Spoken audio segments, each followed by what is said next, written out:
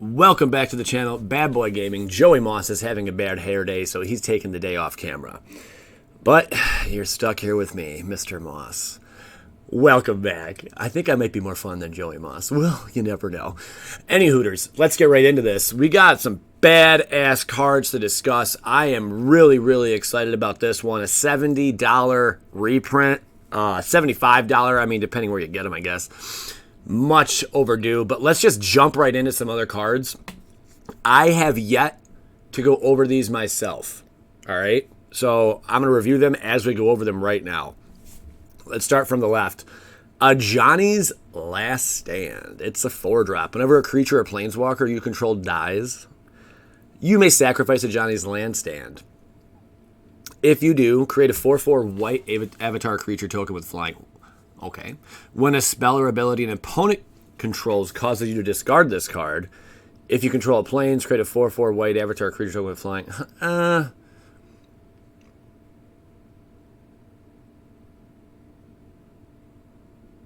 That's okay. It's okay. I gotta know your thoughts. I don't really think it's anything special though. Anytime I get the whole lore of it, but that's really about it. That's pretty badass. You got a Johnny versus Bolas. Bolas is like, dude, you're dead. Just die already. Psychic, Symbiont. It's a 6-drop with a little dammer action going on. Nightmare Horror. God, I just love the darkness of Magic. Thumbs up if you guys do too. I want to know something just for the hell of it. What got you guys into Magic? Like, what got you into it? For me, it was the artwork and meeting a new friend. That's really what got me into Magic, was the combination of those two. But I want to know what you guys, what brought you into it. When Psychic Symbiont enters the battlefield, target opponent discards a card and you draw a card. It's a 3/3. It's an uncommon. It's something. In the middle now. Here, I'll keep the cursor over so you can see. There we go. Draconic Disciple. Whoopsie doodle. Let's just keep it off. It works better that way. Add 1 mana of any color. Ooh, my favorite color combination. This could be a pop quiz one day. Red and green, now you know. Also, my dragon deck I just built. You guys might want to go back and check that out. It's pretty badass. That was like, I recorded the one time I lost a match in there only because of that reason, because I lost a match. Not that the deck doesn't lose ever, because obviously all decks do, but the deck on MTGO, non-competitive play, it wins like probably 80% of the time, which is pretty damn good. All right, anyway, Draconic Disciple. 7. Tap it. Sacrifice Draconic Disciple. Create a 5/5 red dragon creature token with flying. No. I'm a huge fan of red-green, and no, I would not run this. No, sorry. No. Brawl Bash Ogre is the one to the right there. Ogre Warrior. It's got Menace. I already like it. When Brawl Bash Ogre attacks, you may sacrifice another creature. If you do, Brawl Bash Ogre gets +2/+1 on a turn. There's worse cards out there, I'll say that. Aerial Engineer. As long as you control an artifact, Aerial Engineer gets +2/+0 and has flying. Yeah, no, that sucks as well. No, absolutely not. Here we go, baby. Bam! You're looking at it, Daddy-O. Look at this beast mode right here. Crucible of Worlds has been reprinted. You may play land cards from your graveyard. It is back, and we got a new angel and so much other awesome cards to discuss here. Magistrate Scepter. Starting from the left, it's a 3-drop. For 4, tap it, put a charge counter on Magistrate Scepter. Tap it, remove 3 charge counters from Magistrate Scepter. Take an extra turn after this one. That sounds nutty. It's going to cost you a total of 12 to do that. 15. It's going to cost you 15 mana to take an extra turn. But I guess if you got mana to like blow, this still is not that great of a card. So there is that. Maybe Commander, maybe EDH, maybe we might see it there. I don't know. Maybe, guys. Maybe. Call me crazy. Maybe. Where else would you frickin' play it? I don't know. Resplendent Angel. Unless you have something you can combo it with to make the cost. There's cards that do that, right? Someone let me know. For Magistrate Scepter, the 4 You tap it. There is an ability to reduce the I keep saying casting cost, to reduce the cost of that ability. What the heck is that card called? Someone help a brother out. Resplendent Angel. It's a 3-drop creature angel flying at the beginning of each end step. If you gain 5 or more life this turn, create a 4/4 white angel creature token with flying and vigilance. For 6, until end of turn, Resplendent Angel gets +2/+2 and gains lifelink. This card I like. I like that if you gain 5 or more life, you're going to drop down a freaking angel. That's redunculous. I do like this card. The only downside is it's only a 3/3, so it's easily removed. I do like the card though, but I don't see this being worth more than $5 after the smoke clears from it. The red card in the middle there, Dark Dweller Oracle. It's a 2-drop. For 1, sacrifice a creature, exile the top card of your library. You may play that card this turn. I'm sure this could find its way into some decks, especially with stuff that brings things back from the graveyard, perhaps. If you got another good use for it, let me know. I just don't see it. It's a goblin, though. I like new goblins, period. By the way, I made a goblin deck not long ago. It sucked. I got to upgrade it. All right, moving forward, Crucible of the Worlds. That is our golden ticket here. Right now, it's currently selling for $75, but with the reprint coming out, it's only been reprinted as a Judge promo, and one other set. What set was it from, the original one? I cannot think off the top of my head.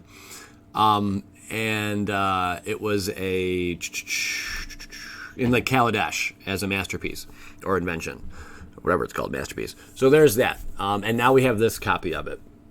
Crucible of Worlds, dude. Awesome card. Pumped about that. Who is this legendary creature? Elder Dragon Monstrosity. Maladia Mors, the Ruiner. Flying, Vigilance, and Trample. Palladium Mors, the Ruiner, has hexproof if it hasn't dealt damage yet. 6/6. Seems cool. Anything flying and trample, that's rare. You don't see a creature with flying and trample that often. So I do like the card. I just think it's gonna be a bit tough to pull this off and really put it to great use.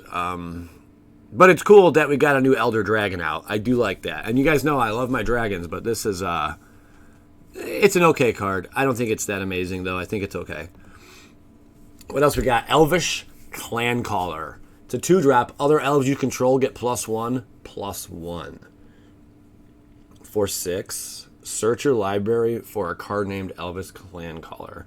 Put it on the battlefield and shuffle your library. So you can tutor up more of these. That is kind of cool. But it's just kind of slow for elves. I mean, with the elf deck I got, my budget elf deck, it constantly is winning by like turn 5. Many times I've won on turn 4, and it goes turn 6 sometimes. If it goes beyond 6, usually I end up losing or something. But elves are fast, man, and I just don't think this elf is. I don't think it's that powerful. I like that it's a 2-drop. And basically an elf boss, it gives them all +1/+1, but I think it's a little slow. I don't think it does a whole lot. I think there's a lot of better elf cards out there. Scapeshift, it's a 4-drop. Sacrifice any number of lands, search your library for up to that many land cards. Put them onto the battlefield tapped, and then shuffle your library.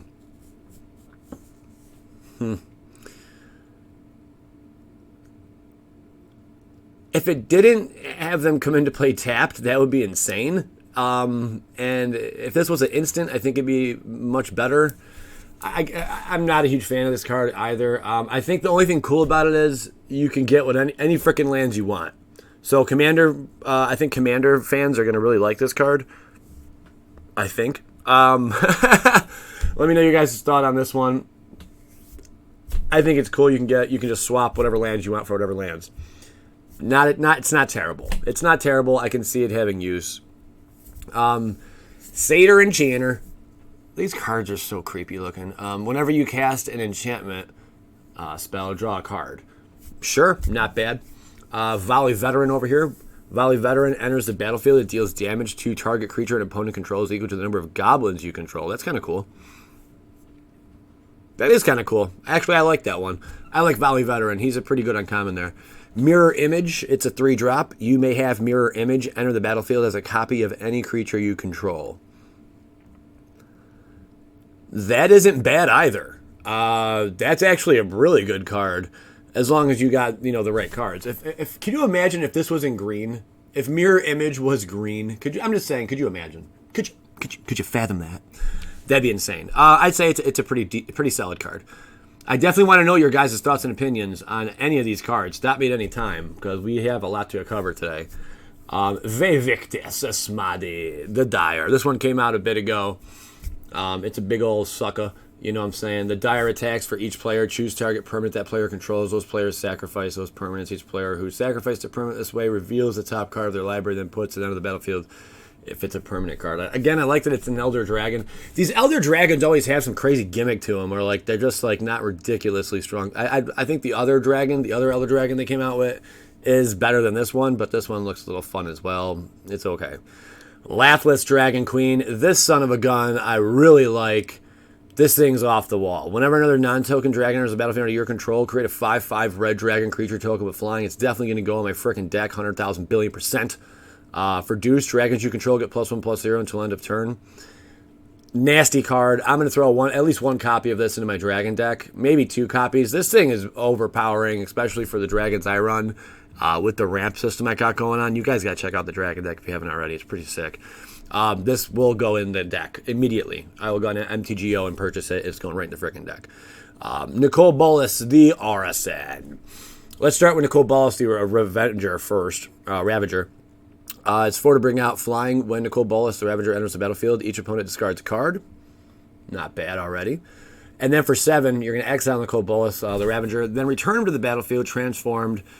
Activates ability only anytime you could cast a sorcery. We're going to get Nicol Bolas, the Arison, the card in the middle there. That's what he's going to transform into. Draw 2 cards for its +2 ability. Got Nicol Bolas. Any Nicol Bolas are usually nasty. Nicol Bolas, the Arison deals 10 damage to target creature or planeswalker. That's its -3 ability. That's freaking nuts, guys. It's -4. Put target creature or planeswalker card from a graveyard into the battlefield to your control. Again, ridiculously stupid. -12. Exile all but the bottom card of target player's library. What? Holy shit. Oh my god. So you're basically like, dude, Nicol Bolas is so strong. We gotta see Urza in his normal form eventually. I don't care what anyone says, man. We gotta see Urza in his normal form. I know we just went back to Dominaria and he wasn't there, and I was so sad. I cried. I swear, I was so sad. I cried. My favorite planeswalker. But man, I would love to see Urza fight Bolas, man, and the lore behind all that. Just have them suckers go at it. The 2 most powerful planeswalkers ever, just duke it out. That'd be awesome. Maybe they'll create like some new like time portal frickin' shift. I don't know, something, that'd be awesome. Anyway, Ajani, Adversary of Tyrants. We already covered that card, but really quick, put a +1/+1 counter on each of 2 target creatures. Return target creature cards, convert a mana cost 2 or less from your graveyard to the battlefield. It's -7. You get an emblem with at the beginning of your end step to create some kitties. So you get a little bit of pussy out there. That's not bad. Kitty scratch. Why they don't have versions of these, I guess this is just your lands. They want to waste time on it. Timberland Gorge, and that's the lands that are going to be in this set. Ajani, here's a bigger Ajani that I didn't cover yet. Wise Counselor. You gain 1 life for each creature you control. It's -3. Creatures you control get +2/+2 until end of turn. -9. Put X +1/+1 counters on target creature, where X is your life total. This is the card we're going over right now, guys. Sorry, there you go. All right. That's pretty dope. I do like this Ajani. Typical Ajanis are 6 to bring out, and usually have like a white and green in it. This one's pure mono white. I do like that about it. And I like the +2/+2 to all your creatures. I think that's a pretty cool card. And you gain 1 life for each creature you control. I really like this card. I really, really like this card. I can use it in my Angel Ramp deck I have, which I should make a deck for. You guys would probably get a kick out of it. Definitely like this deck. Definitely like that card, and it would go good in that deck. Court Cleric. This sucker right here. Court Cleric. Lifelink. Gets +1/+1 as long as you control in a Johnny Planeswalker. Sure, it's not too bad. Not really. It's not that great, but it goes good with the lore. Yeah. Sarkhan Dragon Soul. What are you doing, sucker? Sarkhan Dragon Soul deals 1 damage to each opponent and each creature your opponents control. It's a 6-drop. Sarkhan Dragon Soul deals 4 damage to target player or planeswalker. Legit. -9. Search your library for any number of dragon creature cards, put them out of the battlefield, and then win the game. Basically, is what that's saying. Only problem is, man, I noticed I'm not successful in my games unless I'm able to win with my dragon deck by like turn 6, 7. You know, like turn 5. I mean, I can control the tempo pretty well until then. But I got to get that win turn 6, 7, otherwise it starts going downhill. So this card, it'd be just that -9 for that Planeswalker. For a 6 to bring out. If they would have made him a 5-drop, I swear they always screw over Sarkhan with his casting cost. I swear to God, or just make him really weak. And it's so frustrating. One of the two, man. I think they screwed this card up. But that's okay. It's just my opinion. This, I think, would be fun to throw in like a commander deck or something if you're running strict. This would be awesome in a commander deck, put it that way. But I always try to think about cards as being modern. How playable are they in modern? And that's, I guess, where I get a lot of my frustration off. Is right there. Sarkhan's Whelp, flyer. Whenever you activate an ability of Sarkhan, Planeswalker, Sarkhan Whelp deals 1 damage to any target. I guess it's fun to little combo that. Ghost form, up to 2 target creatures can't be blocked this turn. That's not too bad. Ghost form's not a bad common. I'll say that. Here's the Vivian. We haven't gone over it yet. I'll go over it really quick. Vivian of the Arc Bow. Put 2 +1/+1 counters on up to 1 target creature. Target creatures you control. Whoops, sorry. We're a little off camera there. Let me just go off of it. There we go. I'll better for you. Target creature you control deals damage equal to the power of target creature you don't control. Creatures you control get +4/+4 and gain trample until end of turn. Pretty cool card. It's not too bad. It's similar to the Sarkhan, just green. Not similar, but I mean, come on. +2, -3, -9, +2, -3, -9. And, I mean, it does what it does, but for green, as Sarkhan does for red. We got a kitty right here. It's got the reach. Return Vivian's Jaguar from your graveyard to your hand. Activate ability only if you control a Vivian Planeswalker. It's something. We got a Tezzeret Strider. As long as you control a Tezzeret Planeswalker, Tezzeret Strider has Menace. So where is our new Tezzeret? We're waiting for the new Tezzeret. A lot of Planeswalkers in 2019 core. This is looking like a really exciting, fun powerhouse of a set, man. Eris and Gorgon. Oh, some new Gorgons. That'd be cool. Where's a big Gorgon in the set? Eris and Gorgon has Death Touch as long as you control Liliana Planeswalker. So we're going to see another Liliana. How much crap are we seeing up in here, man? This is nuts. Liliana spoils. Target opponent discards a card. Look at the top 5 cards of your library. You may reveal a black card from among them and put it into your hand. Put the rest on the bottom of your library in a random order. Pretty freaking dope. There's so many good cards in this set. I don't think I'm going to cover everything. I think we're going to wrap things up here. I'll just go through it really quick and just breeze on by it. You know what I'm saying? There's the new Liliana. I'll point out any good stuff. The Necromancer. Target player loses 2 life. It's 5 to bring out. Return target creature card from your graveyard to your hand for its -1. -7. Destroy up to 2 target creatures. Put up to 2 target creature cards from graveyards onto the battlefield under your control. That's pretty badass.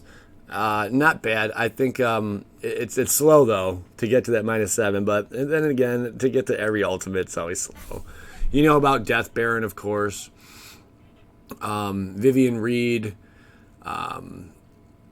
This card's not too bad. Look at the top 4 cards of your library. You may reveal a creature or land card from among them and put it onto your hand.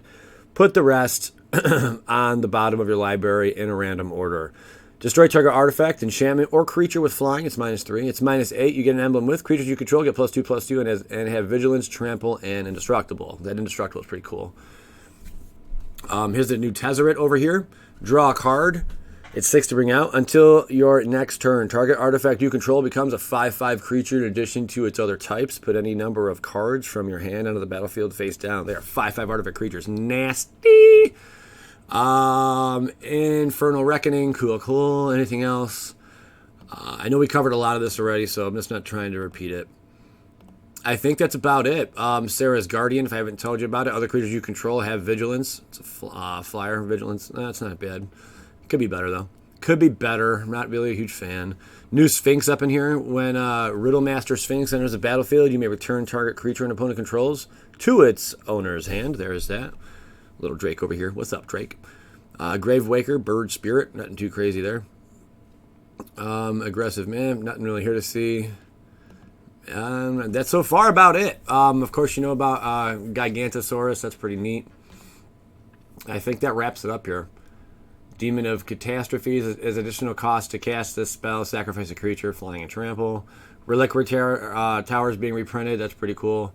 Desecrated Tomb. Nexus of Fate. Take an extra turn after this one.